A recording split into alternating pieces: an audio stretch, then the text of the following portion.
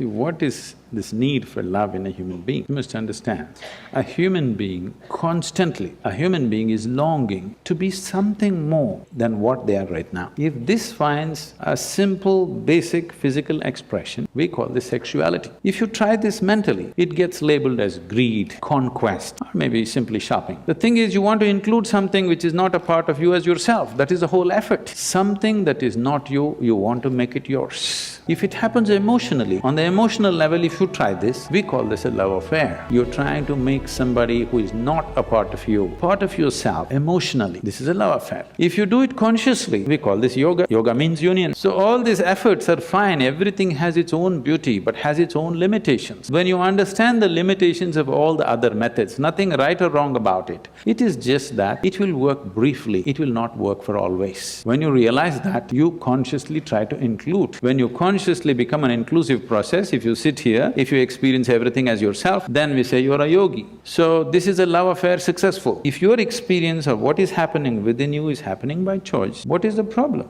Whether you look at a tree, or a dog, or a man, or a woman, or a child, or just at the sky, why can't you look at it lovingly? Because it's not about loving the sky, it's about the sweetness of your emotion. If your emotions are sweet, whatever you look at it in a certain way. Right now you have nasty emotions, whatever you look at it in a different way. So you have always associated love with somebody. No, this is not about somebody. Love is not something that you do, it is something that you can become. If you're willing, you can become love, you can make your emotion into a very sweet space.